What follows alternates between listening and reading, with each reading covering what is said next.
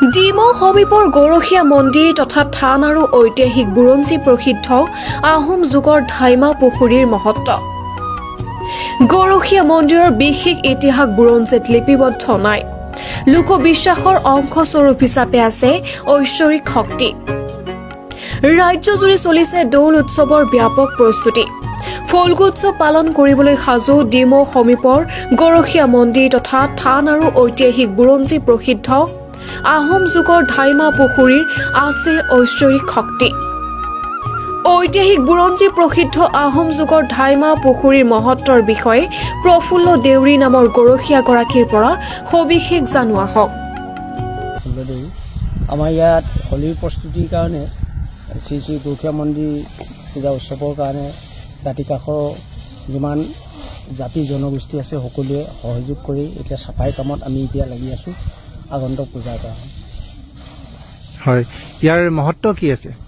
ইয়াৰ মহত্ব এইটোৱে যে শ্ৰী শ্ৰীকৃষ্ণই মানে গোৱালসকলৰ বৰ সংকটত পৰিছিল। গোৱাল সংকট ব্যাধিগ্ৰস্ত হৈ তেতিয়া ভগৱানে দৰ্শন দিলে সপোনতে, আৰু তেতিয়াৰ পৰা গোৱালসকলে তেওঁক সেৱা পূজা কৰিলে। সেৱা পূজা কৰাৰ পৰাই নিৰ্মূল হ'ল।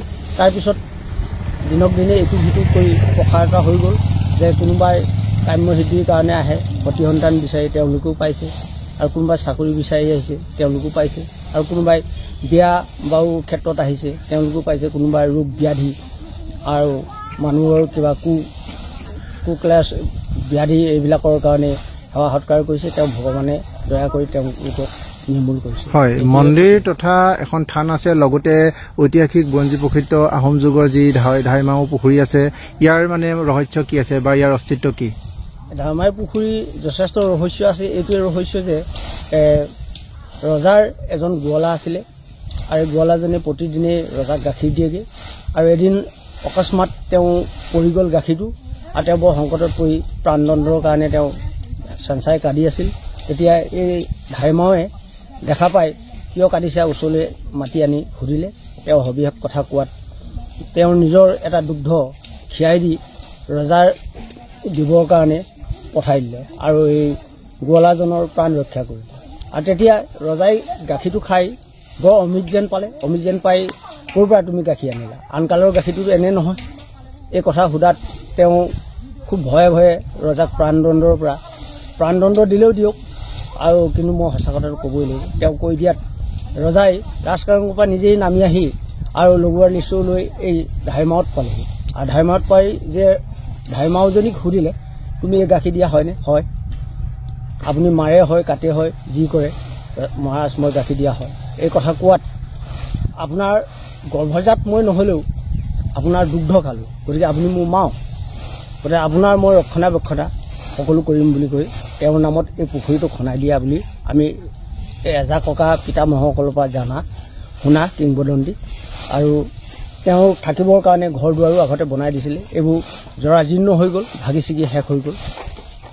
যিহেতু থানখনৰ এটা লোকবিশ্বাস আছে, থানখনত এখন বিশেষ দুৱাৰ আছে, দুৱাৰখন নিৰ্দিষ্ট সময়ত মুকলি কৰা হয়, লগতে এখন আসনো আছে, কি ক'ব?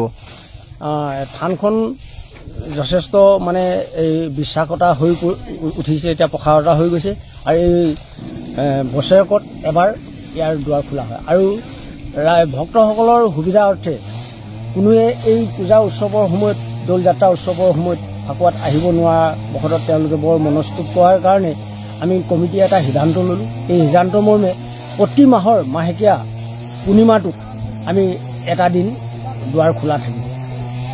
লগতে এটা আলি আছে, কাষতে এটা আমি ৰাস্তা দেখা পাইছোঁ, আৰু ইয়াত পুখুৰী পাৰতো বিভিন্ন ধৰণৰ দোকান হয়, আৰু ওচৰতে এখন মেলা হয়, কি ক'ব?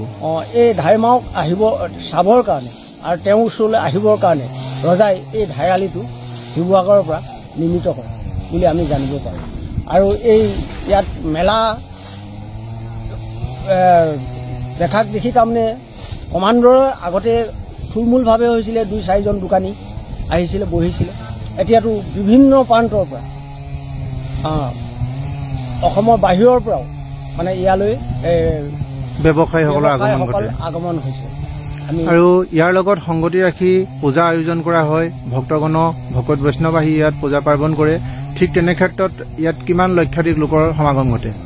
এইটোতো কেনেকৈ ক'ম এতিয়া লক্ষাধিক এই আহে আৰু যায় তাৰ সীমা নাই কিন্তু ইয়াত থকাই 1 লক্ষাধিক ওপৰ হ'ব নিশাটো ইয়াত মানে খপি যোৱা মানুহ থাকি যোৱা ভকতেই এই অঞ্চলটোলৈ অসমবাসী ৰাইজক কেনেধৰণৰ আহ্বান জনাব অসমবাসী ৰাইজক এইটোৱে জনাওঁ যে তেওঁলোকে বিশ্বাস ৰাখক আৰু ভগৱান কৃষ্ণই তেওঁলোকৰ মংগল কৰক আমি এইটোহে কামনা কৰোঁ আকৌ আহিল ৰঙৰ উৎসৱ ফাকুৱা অথবা দৌল উৎসৱ উপলক্ষে উখল মাখল ৰাজ্য শ্ৰী শ্ৰী কৃষ্ণৰ দৌল উৎসৱৰ লগত সংগতি ৰাখি গৰখীয়া মন্দিৰতো লক্ষ লক্ষ ভকত বৈষ্ণৱে অদুলি মুদুলি হোৱাৰ এক পৰিৱেশ পুনৰ আহি পৰিছেহি গৰখীয়া মন্দিৰৰ বিশেষ ইতিহাস বুৰঞ্জীত লিপিবদ্ধ নাই লোকবিশ্বাসৰ অংশস্বৰূপ হিচাপে ইয়াত আছে ঐশ্বৰিক শক্তি এটা সময় আছিল য'ত এই স্থানতে গভীৰ জংঘল বাঘ আৰু শিয়ালকে ধৰি সেই স্থানতে গৰখীয়াসকলেও গৰু চৰাইছিল